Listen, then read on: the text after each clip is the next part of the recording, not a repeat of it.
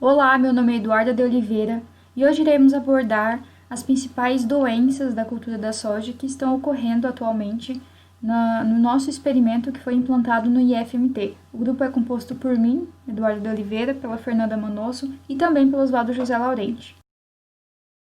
Entre a ocorrência de doenças no nosso experimento, houve a presença da mancha-olho de rã, que é causada pelo fungo Cercospora sorgina. Ela é uma doença no qual os sintomas aparecem geralmente nas folhas mais jovens, mas com o avançar da doença, esses sintomas podem aparecer também no caule, nas vagens e sementes. A ocorrência da doença no campo é geralmente no florescimento e no enchimento de vagens, mas no caso do nosso experimento, os primeiros sintomas começaram a aparecer no estágio V4.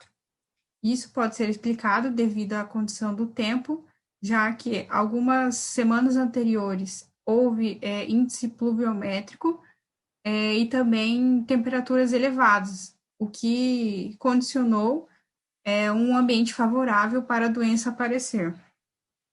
Como nós podemos visualizar nas imagens, as lesões elas são de coloração cinza claro, com um halo preto ou castanho escuro. Já no estágio V5, essas lesões elas aumentaram de tamanho e a incidência também, ou seja, ocorreu a disseminação do fungo para novas plantas. Já no estágio reprodutivo, no R1, as lesões elas já se coalesceram e houve também remoção da parte do tecido vegetal, além de novas lesões aparecerem. Bom, ao visualizar a doença no campo, foi feita a retirada de algumas folhas e levada para o laboratório, no qual primeiro foi feita a visualização na lupa, e foi possível visualizar os conídeos, que são esses pontinhos pretos no interior da lesão, e no microscópio foi possível visualizar os conidióforos, que são essas estruturas que estão circuladas na segunda imagem. Quanto ao ciclo de relação patógeno-hospedeiro, o fungo Cercospora sorgina, ele sobrevive em restos culturais, ou seja, ele realiza atividade saprofítica, ele é disseminado pela chuva e pelo vento. A infecção no hospedeiro, inicialmente, ele pode ocorrer pelos poros e ferimentos das sementes, já que esse fungo ele vai estar no solo, nos restos culturais, e após o fungo ele produzir o inóculo e esse inóculo ser disseminado, a infecção pode ocorrer também através das folhas. A colonização é do tipo necrotrófico e a reprodução ocorre na superfície do hospedeiro. E devido à doença reproduzir o inóculo e esse inóculo ser disseminado e ocorrer novas infecções, a doença é caracterizada como policíclica. Quanto à incidência das doenças nos tratamentos, foi feita uma avaliação e dada uma nota de 0 a 5 em relação à incidência da doença em cada parcela. Ao final, foi feita uma somatória das notas de cada parcela em relação aos tratamentos, e os tratamentos com químico e químico, bactéria mais fungo, foram as que tiveram mais plantas infectadas. Mas as parcelas, elas apresentaram diferentes características que eu irei apresentar a seguir. Na parcela 1 e na parcela 10 foram as parcelas que mais tiveram plantas infectadas, que estavam com a doença. Na parcela 1, a doença ela já estava mais avançada, pois as lesões elas já se coalesceram e parte do tecido vegetal já estava removido. E na parcela 10, as lesões ainda estavam no início. Na parcela 3, na parcela 5 e na parcela 7, havia poucas plantas infectadas, mas as que estavam infectadas já estavam com o tecido vegetal removido, já estava um pouco mais avançado. Na parcela 8, na parcela 13, na parcela 14, na parcela 15, poucas plantas também estavam infectadas e as lesões também eram bem pequenas. Na parcela 11 e na parcela 16, a quantidade de plantas infectadas foi quase semelhante. Bom, além das doenças que foram identificadas, também observamos a presença desse sintoma visualizado na primeira imagem, no caule, na primeira parcela. Ele foi levado ao laboratório, visualizado na lupa e no microscópio, mas nós ainda não conseguimos identificar o agente causal dessas lesões. Nesses sintomas aqui que aparecem nas folhas, também ainda não conseguimos. Também tivemos a ocorrência de antracnose, doença causada pelo fungo de Coledotrus truncatum. Como podemos observar aqui nas primeiras imagens, a ocorrência dessa doença foi nas primeiras fases vegetativas da planta, presentes aqui nos cotilédones da soja. Posteriormente, onde foi retirado esse cotilédone e levado para o laboratório, onde foi colocado na lente de aumento, onde já observamos as primeiras estruturas, e posteriormente onde foi feito lâminas, já podendo observar a presença dos conídeos deste fungo. Essa doença ela tem a característica de sobreviver até a semeadura do hospedeiro, que é a soja do nosso fermento, ficando ali inoculado nos restos culturais da safra anterior, ou até mesmo nas sementes que foram provindas para fazer esse experimento já estarem infectadas, tornando ali como principal veículo da disseminação e da introdução dessa doença no nosso experimento. Quando ocorre a situação do fungo ser transmitido pela semente, os primeiros sintomas são observados ali durante já na germinação, causando ali o damping off. Nas plantas que emergem, aparecem ali nos cotilédones lesões necróticas, como a gente pode ver aqui nas imagens anteriores, de cores mais acinzentadas ou até um pouco mais escuras, como a gente pode ver aqui nessa imagem. E pode ocasionar na plântula a morte. O progresso da doença ele pode ser rápido se o ambiente for todo favorável ali à epidemia. As condições climáticas que favorecem o aparecimento dessa doença são ali chuvas mais prolongadas, dias nublados, uma temperatura ali que varia de 24 até 30 graus, e também a ocorrência da deficiência de potássio no solo. Sua habilidade de penetrar durante a cutícula é de extremamente importância, porque quando é levado em consideração o início da doença na fase ali cotiledonar, como podemos observar aqui nessa questão do nosso experimento, ela age de três formas diferentes, três mecanismos de penetração da cutícula, que são baseados ali na força mecânica isoladamente, também na secreção de enzimas que elas degradam a cutícula e adentro, e também ali de forma isolada, ou também com a combinação de todos esses processos que foram citados anteriormente. Essa doença ela é do tipo policíclica e para que ocorra uma nova infecção, seria geralmente ali entre 5 e 7 dias, e sua reprodução ela é assexuada por meio dos conídeos, tais estruturas que podemos observar nas lâminas.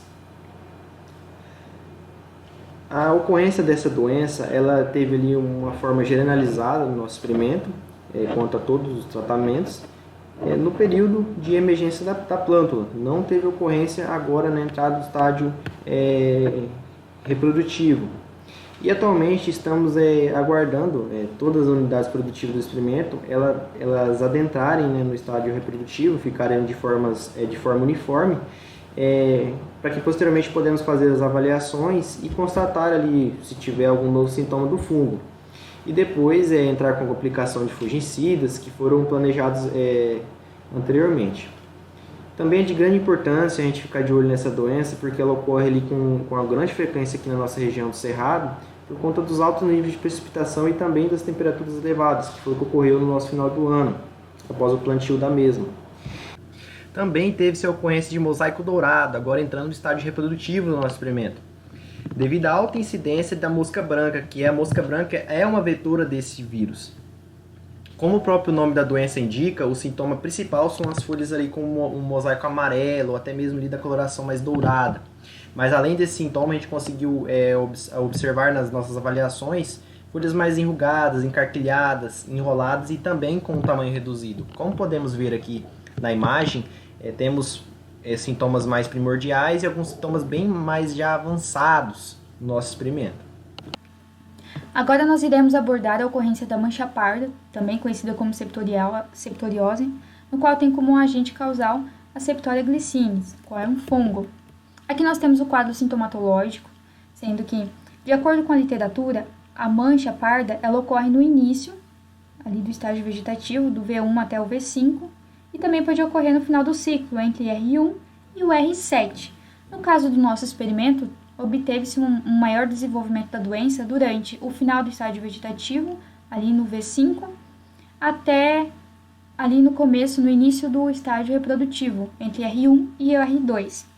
A mancha parda é conhecida como DFC, que seriam as doenças de final de ciclo. O sintoma inicial são as pontuações pardas, como podemos verificar na primeira imagem. Essas pontuações pardas, elas evoluem para manchas com ralo amarelado e contorno irregular, no qual acaba facilitando a definição da doença em meio ao campo. A coloração castanho na folha, ela é presente tanto na parte abaxial como superficial da folha. Como nós podemos verificar aqui na última imagem, no R2, já em estado avançado da decorrência da doença, tem-se um amarelecimento total da folha, no qual ele promove a desfolha e maturação precoce, reduzindo as taxas fotossintéticas e, consecutivamente, reduzindo a produtividade. Aqui nós temos a imagem do agente causal, que é o fungo Septoria glycinis. A Septoria glycinis ela é um fungo, no qual ele é classificado como necrotrófico, ou seja, ele apresenta uma certa capacidade de infectar a planta e depois que ocorre o processo de infecção, ela ainda permanece nos restos culturais, mantendo o seu metabolismo ativo. Isso acaba ficando ali no solo e podendo infectar próximas culturas cultivadas, desde que sejam hospedeiras. Já quanto ao ciclo relação patógeno hospedeiro, nós temos que a sobrevivência desse micro-organismo é através da presença de material orgânico e de restos culturais. Ele também sobrevive em meio à semente, contaminando a semente por meio da presença de micélio. Já a disseminação pode ocorrer tanto pelo vento como também pelas gotículas de água, sendo que o principal meio é gotículas de água, uma vez que a chuva suspende os conídeos, que são estruturas formadas pela presença desse micro-organismo. E aí, depois que esses conídeos são suspensos, essas gotículas elas são levadas pelo vento e depositadas na superfície da planta hospedeira, ou seja, da planta da cultura da soja, fazendo com que ocorra todo o processo de infecção. Já a penetração do hospedeiro, ele ocorre através de aberturas naturais, como, por exemplo, os estômatos. A infecção ela é favorecida por condições quentes e úmidas, sendo que a temperatura ideal para o desenvolvimento da doença é em torno de 25 graus Celsius. Já a colonização, ela é intercelular, no qual pode ocorrer a morte da célula e reduzindo consecutivamente as taxas fotossintéticas da área foliar. A reprodução é assexuada, sendo policíclica, e os esporos produzidos são em forma de piquinídeos. Um ponto importante é que também tem a formação de outras estruturas, que a gente irá abordar logo adiante. Aqui nós temos a imagem do micro-organismo, do patógeno, no microscópio, no qual tem-se a formação dos conidióforos. Os conidióforos, eles são responsáveis por produzir os conídeos, né? Esses conídeos, eles são expelidos dos poros, ou seja, dos estômatos, no qual é o principal meio de infecção do micro-organismo. Em sequência que esses conídeos eles são expelidos, eles têm a formação de um certo muco. Esse muco, ele vai fazer com que ocorra faz com que ocorra uma facilidade na disseminação da doença. Um ponto importante é que a água é o principal meio de veículo para que esse micro-organismo seja disseminado. Já em relação às condições climáticas, quanto à ocorrência das doenças, verificou-se que, no período que foi implantada a cultura, que foi dia 1º de dezembro, teve-se um longo período de estiagem e isso acabou fazendo com que a ocorrência da doença fosse prejudicada. Ou seja, durante os primeiros dias ali que foi cultivada a cultura, não teve-se a presença de Septoria glycinis, devido à doença ela ser extremamente dependente de elevadas temperaturas e elevadas índices pluviométricos. Dessa forma, sem a chuva, a disseminação do patógeno foi afetada. Aqui nós podemos ver que em torno de 25 dias após a semeadura, teve-se um alto índice pluviométrico. Na primeira imagem à esquerda, verificamos um grande molhamento foliar, e isso é extremamente importante para a disseminação da doença, uma vez que é necessário um período de molhamento de 6 a 36 horas para que ocorra uma boa disseminação da doença. Já na segunda imagem, nós verificamos um grande índice de ocorrência da Septoria glycinis, e isso é devido a elevadas taxas pluviométricas, ou seja, quanto maior a umidade, maior a incidência da doença. Aqui nós temos algumas parcelas nas quais podemos verificar a ocorrência da Septoria glycinis. Um ponto importante é que aquelas parcelas que obtiveram bom desenvolvimento e muito sombreamento, teve-se um maior índice de Septoria glycinis, uma vez que ela prefere de um ambiente mais úmido e um longo período de molhamento foliar. Aqui na segunda imagem à direita, nós verificamos que não teve tanta ocorrência de Septoria glycinis em comparação à primeira imagem. Isso é devido à parcela em questão, ela teve alguns problemas para o desenvolvimento, como por exemplo a compactação, fito também, que devido à deriva de produtos que foram aplicados ao redor da parcela, ela teve um desenvolvimento reduzido em comparado à primeira foto, e isso acabou fazendo com que a incidência da doença seja reduzida. Isso é devido à circulação do ar no dorsal da planta ser menor, né? Na primeira imagem, verificamos que a circulação de ar é muito reduzida em comparação à circulação de ar que ocorre na segunda imagem. Aqui nós vemos uma grande presença de Septoria glycinis, né, de mancha parda. Já em relação ao comportamento da doença em relação ao tratamento, verificou-se que, quanto ao desenvolvimento das plantas, todas as plantas obtiveram um bom desenvolvimento. Algumas teve um desenvolvimento menor em comparação às outras, devido uma parte das parcelas serem compactadas, e também a questão da fito, que ocorreu no nosso experimento. Isso acabou afetando o desenvolvimento de algumas parcelas. Mas, de forma geral, todas obtiveram um bom desenvolvimento. Como nós podemos ver, assim como o bom desenvolvimento, obtivemos muita incidência de Septoria glycinis. Porém, não em todas as parcelas. Algumas parcelas apresentaram um controle significativo na decorrência dos sintomas. Aqui, comparando agora os tratamentos, os principais tratamentos que obtiveram um grande desenvolvimento, uma grande ocorrência da doença, é o tratamento com químico, no qual, como podemos verificar, todas as plantas apresentaram uma grande incidência da doença, da mancha parda. Além do tratamento com químico, verificou-se que também no tratamento químico, bactéria e fungo, também teve-se uma grande ocorrência de mancha parda. Já no tratamento químico, bactéria e químico e só fungo, no tratamento só com fungo, só com tricoderma, verificou-se que teve uma baixa ocorrência de mancha parda. E conforme foi realizando o monitoramento, foi perceptível que o tratamento realmente está apresentando eficácia na ocorrência da doença. Agora falando sobre o mosaico comum da soja, conhecido como Soybean Mosaic Virus, SMV. O mosaico comum da soja, ele ocorreu no experimento devido à incidência de Bemisia tabaci, no qual é a principal propulsora da doença. Como uma forma de alternativa, nós utilizamos a aplicação de inseticida para o controle do precursor, e dessa forma todas as parcelas apresentaram sintomas de vírus, né, do mosaico comum da soja. Um ponto importante que vale ressaltar é que nós ainda não realizamos a aplicação de produtos químicos e nem biológicos para o controle das doenças fúngicas. Isso é devido de acordo com a literatura, a recomendação é que para realizar essa aplicação é necessário que a planta ela esteja em torno do estágio reprodutivo R1 até o R5. Então, nós iremos ainda realizar o controle dessas doenças. Aqui nós temos a referência bibliográfica, no qual utilizamos como base para organizar o nosso trabalho.